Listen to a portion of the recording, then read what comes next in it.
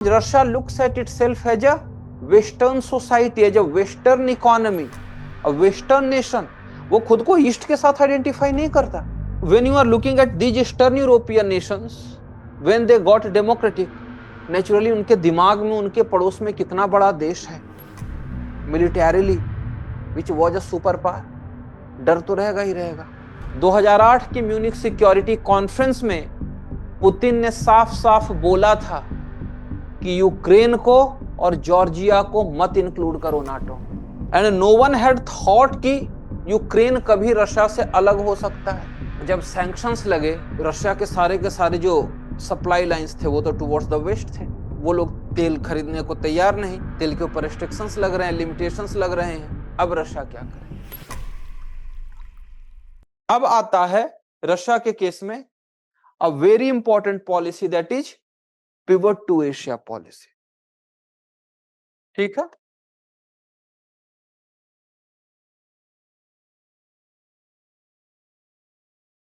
This policy basically it is self explanatory.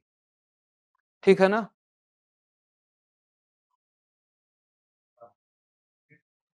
After Ukraine war नहीं, annexation of Crimea 2014 के बाद. तो यहां पे क्या हुआ कि देखो, when you look at Russia, नहीं इसके लिए मैं थोड़ा और पहले चलता हूं. ठीक है ना. सो देखो, वी नो कि 1991 में कोल्ड वॉर हो गया खत्म. 1991 के बाद कोल्ड वॉर खत्म. तो after cold war ended, Russia tried to engage with West. ठीक है ना. रशिया वेस्ट के साथ एंगेज करना स्टार्ट किया. क्योंकि एंड इनफैक्ट जब आप देख रहे हो ना, मिखाइल गोर्बाचोव थे, गोर्बाचोव के बाद Russian president was Boris Yeltsin. So लगातार दे टुक इन एफर्ट्स की हम पार्ट हो जाएं वेस्टर्न आर्किटेक्चर के, because Russia looks at itself as a western society, as a western economy, a western nation. वो खुद को ईस्ट के साथ आइडेंटिफाई नहीं करता. रशिया खुद को वेस्ट के साथ ही, यूरोप के साथ ही आइडेंटिफाई करता है. Okay. So Russia took in efforts, अपनी इकोनॉमी को भी ओपन किया, रिफॉर्म वगैरह किया.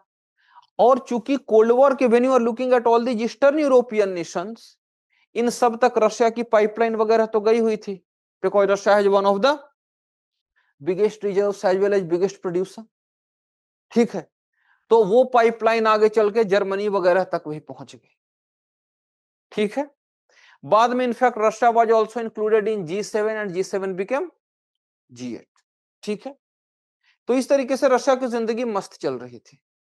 तेल बेच रहा था और उधर से भी सारा मामला सही चल रहा था. लेकिन और हाँ, उसके साथ एक और बात बता दूं कि नाटो जो 1949 में बना था ना, तो नाटो के अगेंस्ट क्या हुआ? नाटो बना, तो उसके अगेंस्ट में यूएसएसआर ने बनाया था वॉर्सो पैक्ट. राइट. तो जब कोल्ड वॉर खत्म हुआ, वॉर्सो पैक्ट को उसने डिसमेंटल कर दिया. प्लस इट इज सेड कि Russia had said to the USA कि there won't be any eastward expansion of NATO.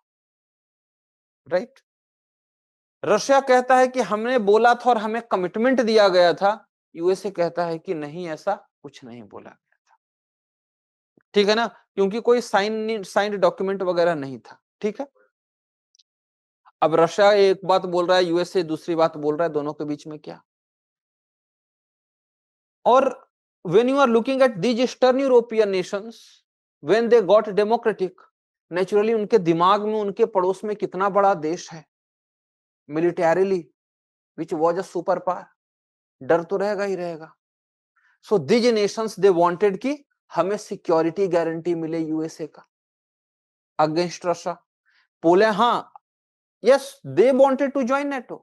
Simultaneously USA भी देख रहा था कि through NATO I will be able to expand my influence in whole of Europe. East or west में तो था ही, east में भी.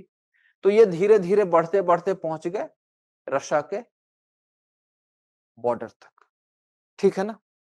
और इसके रिगार्डिंग मेयरशाइमर, आप अभी भी उनको सुनोगे ना, उन्होंने साफ साफ आज नहीं पहले भी बोल रखा था कि नाटो का एक्सपेंशन मत करो। अब नाटो, सबसे पहली बात, नाटो की जरूरत क्या है? क्योंकि you created NATO, why? Because there was a USSR. अब तो यूएसएसआर रहा नहीं, इट इज ओनली रशिया। तो what is the need for NATO? Basically NATO US hegemony, US expansionism का टूल बन के रह गया, विच इज द रियलिटी। तो एंड इनफैक्ट, हाँ, जॉन मेयरशाइमर ने कह रखा था कि ऐसा मत करो, you are pushing Russia to the corner, Russia is going to retaliate. तो जो यूक्रेन में हुआ है, it is nothing but that retaliation. ये सिर्फ वो रिटेलिएशन है और कुछ भी नहीं। और 2008 की म्यूनिक सिक्योरिटी कॉन्फ्रेंस में पुतिन ने साफ साफ बोला था कि यूक्रेन को और जॉर्जिया को मत इंक्लूड करो नाटो में। और जॉर्जिया से उन्होंने दो अलग अलग, साउथ ओसेशिया और अब्खाजिया बना दी अपने बॉर्डर पर। जैसे यहां पे डोनेस्क और लुहांस्क की बात हो रही थी ना, पहले सेपरेट नेशंस बना, उसके बाद अपने में इंक्लूड कर लिया। उसी तरीके से जॉर्जिया के केस में भी किया, ठीक है ना? तो ये मामला था। और ये दोनों चीजें असल में लिंक्ड हैं। तो क्या हुआ कि यूक्रेन को जब आप देख रहे हो ना, यूक्रेन असल में, यूक्रेन का लोकेशन वेन्यूसी ब्लैक सी के साथ एक बड़ा सा बॉर्डर ये शेयर करता है रशिया के साथ, प्लस यूक्रेन की आर्मी बहुत बड़ी है। Yes, I think in Europe it is the second largest military, second largest army. I am not talking about strongest, I am talking about largest, ठीक है ना? तो Ukraine is among the largest. और Russia असल में क्या है ना कि रशिया और यूक्रेन रशिया यूक्रेन को अलग देखता ही नहीं है। आप जो निकिता क्रुश्चेव की बात करते हो, कौन थे निकिता क्रुश्चेव?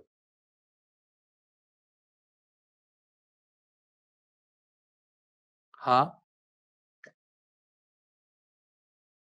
स्टालिन के बाद जो बने थे, मैंने कल नाम तो लिया था, उन्हीं के टाइम से तो इंडिया यूएसएसआर का रिलेशन स्ट्रेंथन होना शुरू हुआ। He was from Ukraine and no one had thought कि यूक्रेन कभी रशिया से अलग हो सकता है। और ये जो आप क्राइमिया देख रहे हो ना, Crimea was actually part of Russia and Russia gave it to Ukraine. और इसी क्राइमिया में ब्लैक सी फ्लीट, जो कि आप सेवेस्तोपोल कहते हो, वो है। तो क्या हुआ कि जब इन्होंने, उससे पहले विक्टर यानुकोविच, 2014 में Viktor Yanukovych was the Ukrainian president. Protest हुआ, यूरो मैदान प्रोटेस्ट, और उसके बाद Petro Poroshenko became the president. जानने की जरूरत नहीं है, नाम याद रखने की जरूरत नहीं है। हाँ, यूएस सपोर्टेड, दिमाग रशिया का खन का। और वो जो प्रोटेस्ट है ना, यूक्रेन वाले बोलते हैं, वेस्ट बोलता है कि that was a natural protest. लेकिन अगर आप जेफरी सैक्स को सुनोगे, तो वो एक कोलंबिया यूनिवर्सिटी के प्रोफेसर है, क्या नाम है उस लेडी का, मुझे भी नाम याद नहीं आ रहा। शी वॉज एक्टिवली इन्वॉल्व, और वो फेमस ही इसलिए है कि कहां पे कैसे प्रोटेस्ट करके गवर्नमेंट को चेंज करवाना है। मुझे उस लेडी का नाम याद नहीं आ रहा। तो जेफरी सैक्स ने इनफैक्ट बताया। तो जब यूक्रेन में गवर्नमेंट चेंज हुआ, रशिया को लगा कि कल के डेट में अगर ये हमें बोल दें कि ठीक है, तुम ये क्राइमिया से बाहर निकल जाओ, तो क्या होगा? ब्लैक सी में तो भैया हमारा कुछ बचेगा नहीं, ठीक है ना? ब्लैक सी फ्लीट खत्म, तो ब्लैक सी के कारण आपका मेडिटेरेनियन वगैरह का इन्फ्लुएंस खत्म। और उस समय रशिया हैड दिस टार्टस करके एक पोर्ट है सीरिया में, वहां पे भी था। सो रशिया कुछ भी एक पावर तो है ना, मेजर पावर तो है at least, it needs its own sphere of influence. Plus in the past Crimea वैसे भी रशिया का ही पार्ट था। तो इसने क्या किया, क्राइमिया को 2014 में अनेक्स कर लिया। इस अनेक्सेशन के बाद वेस्ट ने क्या हुआ, इसके ऊपर सैंक्शंस लगाने स्टार्ट किए, ठीक है? इसे G8 से बाहर निकाल दिया। बाद में रशिया ने खुद कहा कि भैया हमें रहना ही नहीं है, हम खुद बाहर निकल जाते हैं। इसका सस्पेंशन हुआ, इसने खुद कहा कि चलो भैया हम खुद बाहर निकल गए। तो जब सैंक्शंस लगे, रशिया के सारे जो सप्लाई लाइंस थे वो तो टुवर्ड्स द वेस्ट थे, वो लोग तेल खरीदने को तैयार नहीं, तेल के ऊपर रिस्ट्रिक्शंस लग रहे हैं, लिमिटेशंस लग रहे हैं। अब रशिया क्या करे? Yes, so Russia had this realization कि you can not remain dependent on the western markets, क्योंकि मैं कुछ भी करूंगा रिमेनिंग डिपेंडेंट ऑन देम, मतलब वो मेरे को एक तरीके से कंट्रोल करना चाहेंगे, ठीक है ना? और ये तरीका भी था, ठीक है ना? वो इकोनॉमिक इंटरडिपेंडेंस का फंडा ही है ये, कि ट्रेड के कारण तुम ऐसा कुछ करोगे नहीं।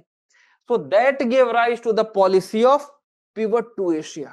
That rather than focusing on the European markets, now I shall focus on the Asian markets.